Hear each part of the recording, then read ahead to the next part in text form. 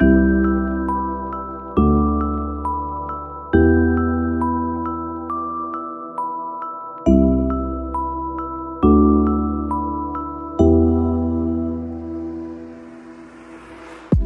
back, dear friends.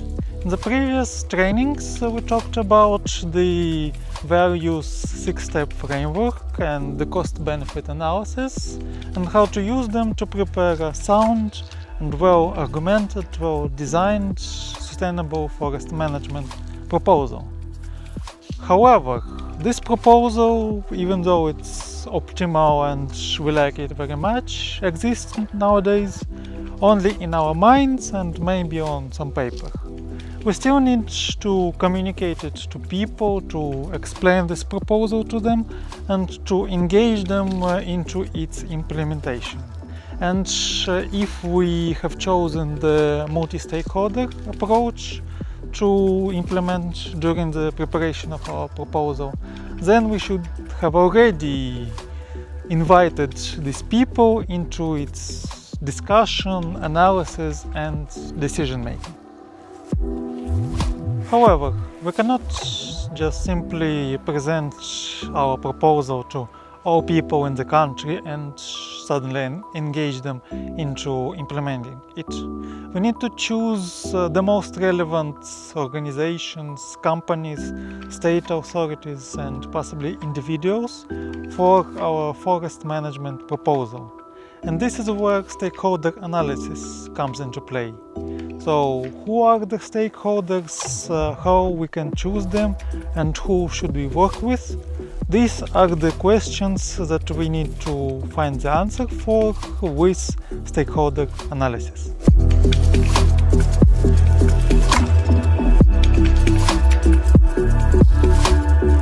First of all, let us clarify what the term stakeholder means. These are the economic agents like companies, organizations, individuals, state representatives that can influence our forest, be influenced by any changes to it, or perceived to be influenced by these changes. Certainly the most obvious stakeholder is the creators of the forest management proposal themselves. And these are the internal stakeholders that have both the highest influence on the implementation of the plan and the highest interest in its outcome. Commonly, most important are the external stakeholders to the success of our forest management proposal. Usually they are basically the reason why we embarked on this journey and why we started preparing the proposal.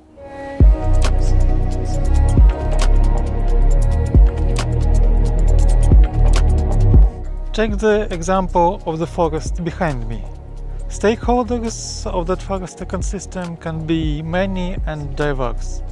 This can be the state authorities that have this land in ownership and need to decide what to do with it. This can be the logging companies who look at this forest and think of all the profits they could earn by cutting the wood and selling timber. This could be environmental organizations who want to protect this forest and the biodiversity in there. Also, maybe tourists who would like to come here and have a picnic, a little party among the woods on the fresh air and so on. And certainly this can be some researchers or educators coming to the forest and doing an online course about forest ecosystem services. Each of these stakeholders can have certain interest in the forest, in the land it covers, in the ecosystem services, the natural resources it provides, and so on. Furthermore, each of these stakeholders can have specific attitudes towards this forest ecosystem and certain position on how things should be managed there. Also, there are certain positions, attitudes and relations that each of the stakeholders can have in relation to each other. So some stakeholders may be in conflict with each other, while others may forge alliances to push forward their common agenda. Also, stakeholders can be winning and therefore protecting the current status quo, the business as usual state of things, while other stakeholders may be losing from the current situation and therefore desiring to make certain changes to the forest. Stakeholder relations with the forest ecosystem and between each other can be very complex and confusing. However, stakeholder analysis with its output called stakeholder register can help us untangle this ball of interconnected relations and suggest the stakeholders that we should work with, both in terms of the current situation and the proposal that we come up with in terms of forest management planning.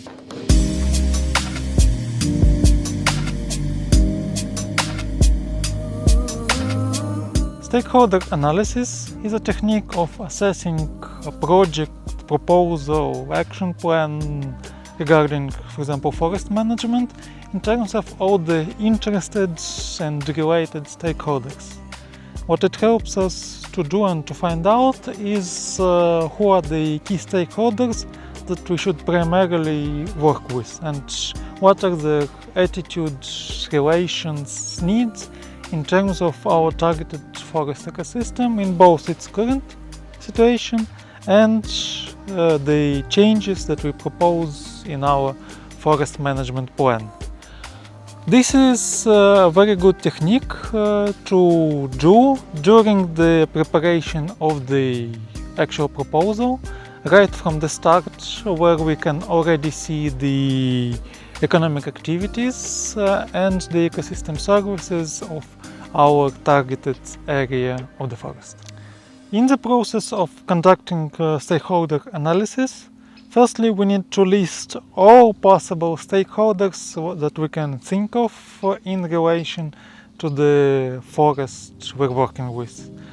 Then we should see what are their interests in relation to this forest ecosystem and how big these interests are. In this respect, we may actually ask these people or do background research about the interest of these stakeholders. Next, we want to also see what are the attitudes and position of our stakeholders towards the current situation in the targeted forest and our proposed changes to it. And this will tell us, for example, why our stakeholders act the way they currently act and how they could react to the changes that we propose in our forest management plan. For example, people coming here to the forest and enjoying these forest ecosystem services may be very interested to continue doing it further and further ahead.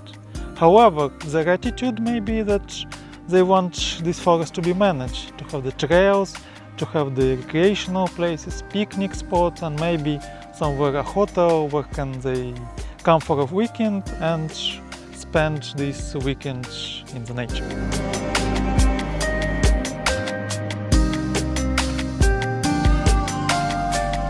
Another important piece of information that we want to know about our stakeholders is the level of power and influence over the current situation and any possible changes to the forest.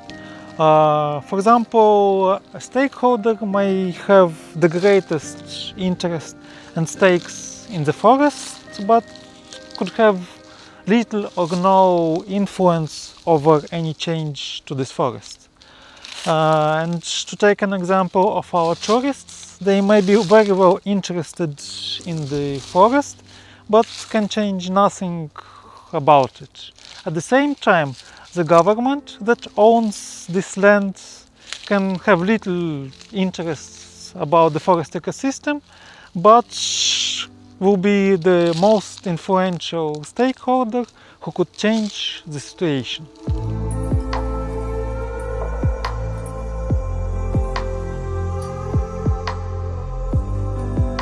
Finally, yet importantly, we also want to know the relations between our stakeholders.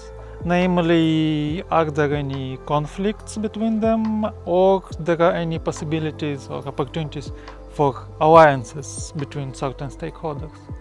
We also are interested to know whether there are any winners and losers of the current status quo situation, and we should also imagine or think about how these relations, conflicts and cooperations may change with the implementation of our forest management proposal. As you can see, gathering this data is quite a hard work and often requires going out into the field and asking each stakeholder's questions about these pieces of information.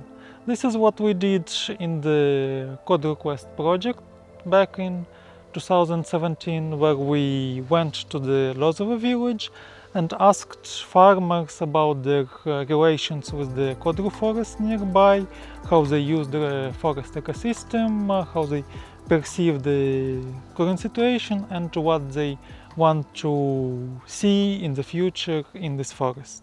You can read more information about it in the final report of the project on our course page. The output of stakeholder analysis is called Stakeholder Register. It is basically a document that lists all the stakeholders, all the information that we have talked about previously, and suggests us which of these stakeholders should we work with. This is useful in both preparing the communication strategy for our key stakeholders in the way how we communicate the proposal to them, and the engagement strategy, specifically how we could engage each of these proposals, and the most relevant and the most interested one, into the implementation of what we suggest for this forest.